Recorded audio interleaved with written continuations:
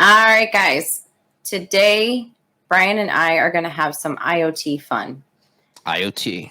Yes. So this is going to be a fun podcast, and we're going to talk about some of the weirdest ways the Internet of Things is working in our lives, or maybe not my life, but some people. You're very important, Bryan.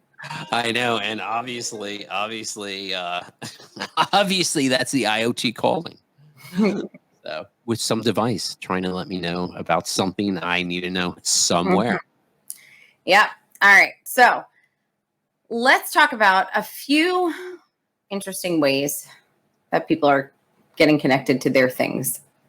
You want to start us off, Bryan? What do you think is one of the weirdest IoT devices out there? You know, one of the weirdest things I saw, and you brought this to my attention, was the smart deodorant. Like, I do not know why you would need to connect your deodorant to the internet.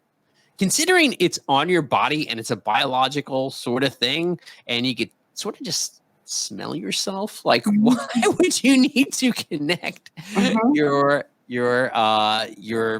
deodorant to the internet? It just perplexes me.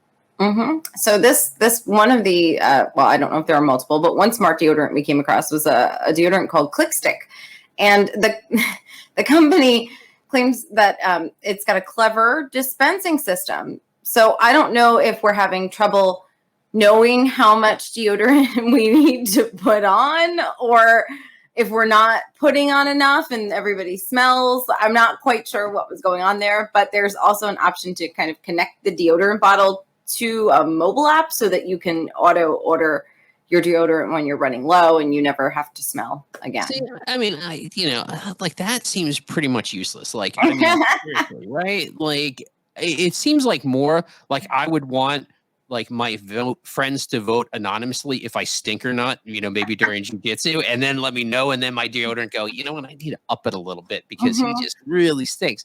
But just to know that I'm like out of deodorant, I mean, Amazon knows that, right? Amazon knows to send me deodorant at a certain time and point. So I don't know why you would want to connect your deodorant to the internet for that reason. Well, I mean, another thing I don't know why you'd want to connect is your belt.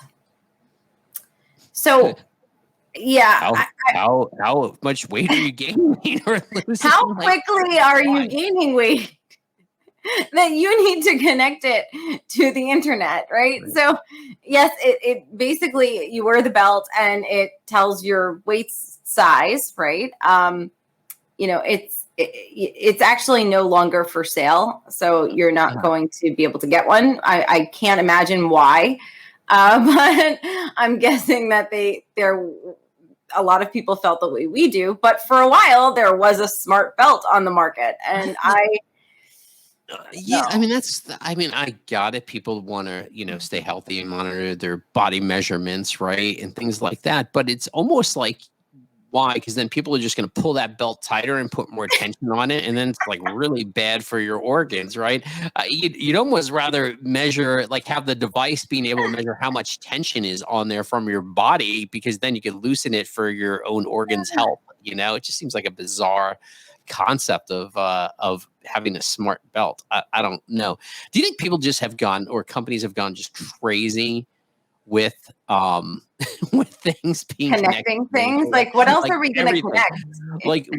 It's like the most benign thing, right? Well, did you see that pet dryer that's connected to the internet? Dryer? It's like a pet dryer. Your pet goes in it and they could sit in there, and it's like a heated crate. It's called like a pet dryer or something like that. Like if they're wet? I don't know if they're wet. I think it just keeps them warm. You know how little dogs are always like cold and shivering? I'm not really sure. I just had seen it in like passing. I didn't do too much research on it. Oh my gosh. Imagine if that thing malfunctions. Well, that's what I'm thinking. Isn't that sort of like equivalent of like putting your dog in like a low bake oven? I don't know. Like, to me, it just seems like, the pet baker. Right. Like, yeah, I mean, it's like a crate, and I'm sure there's safety measures in there. But, I would rather just, if I had a long-haired dog, I would just dry it with a hairdryer so I know like how much heat is there, because I could put my hand in front of it, and feel the amount of heat going to the dog's body. I mean, look, dogs are not stupid, right? No. So I'm thinking the dog knows when he's hot, he goes and he lays on the tile floor, right? How many pets do that, right? Now, if you position this device as something like a blow dryer, because some dogs are afraid of blow dryer. My dog won't get blow dried. So I understand there's this need to warm up an animal, but if they don't like it and you keep putting them in there, like that's going to be almost like a punishment, right? So you just bought this device for no reason. Right. I don't know. Yeah. I mean, unless they like it.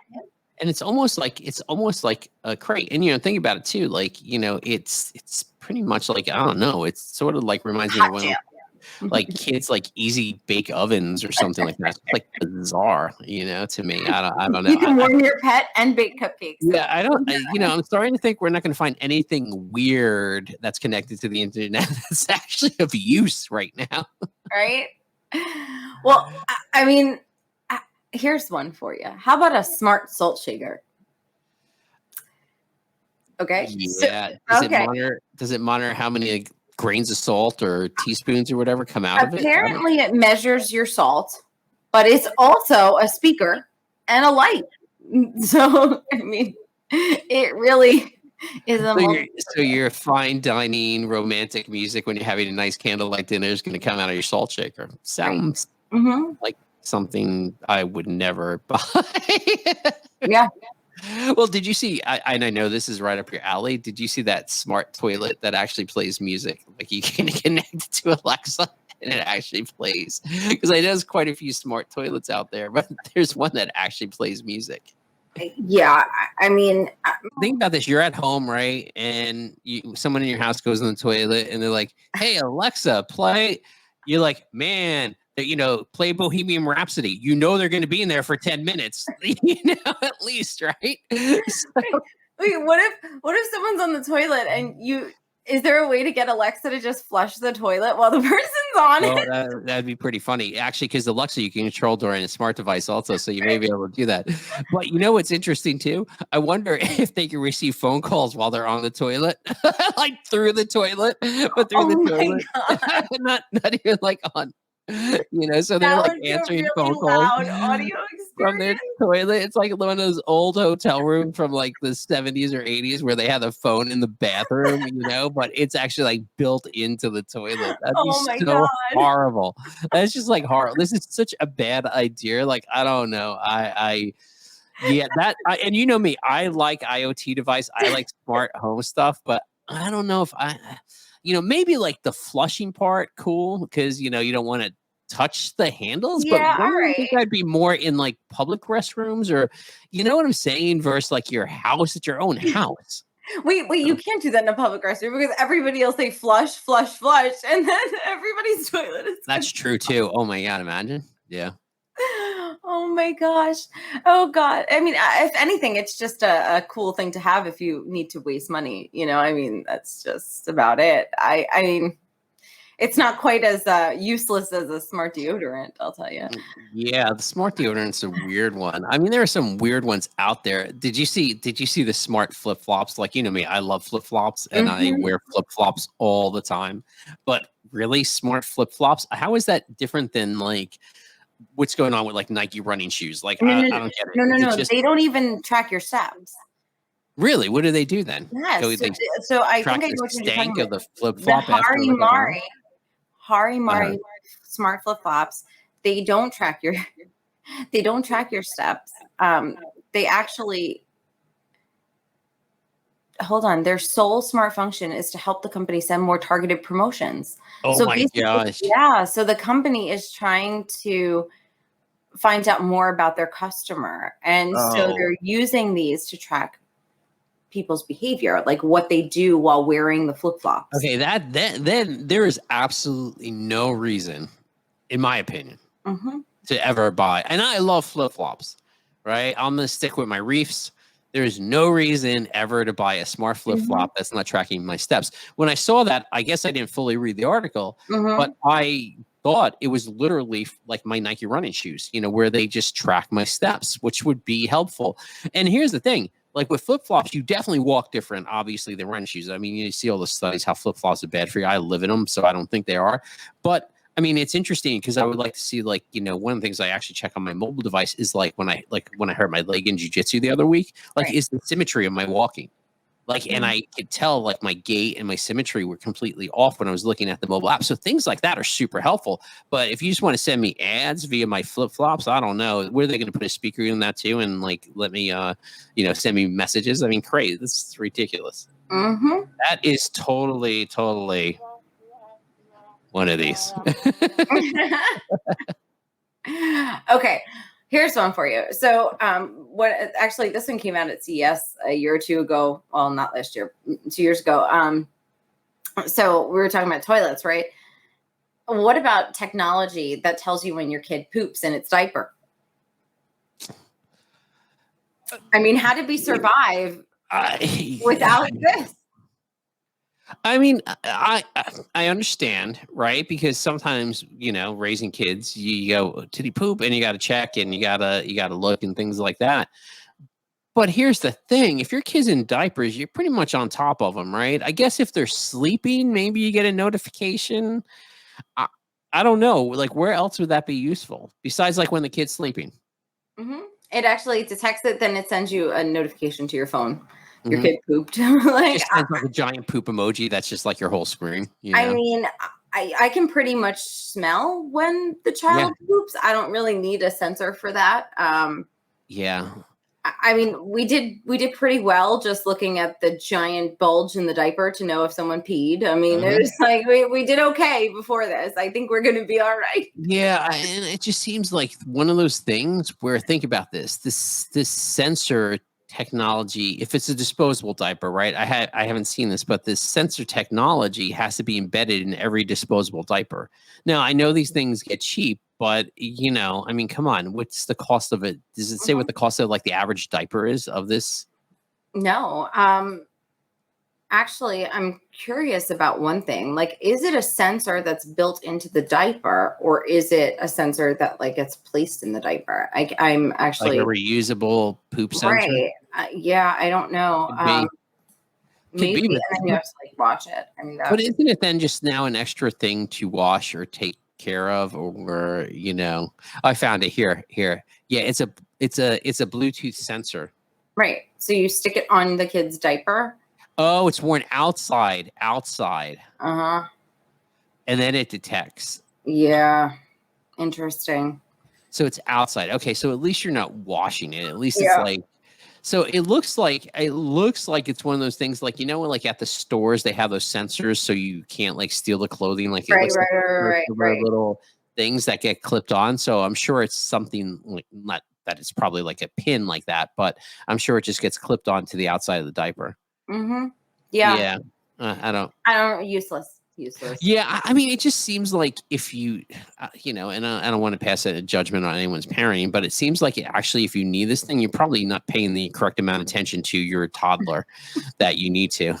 So, you know, honestly, I could actually understand this more in like, elderly people, like having something like Oh, this. yeah.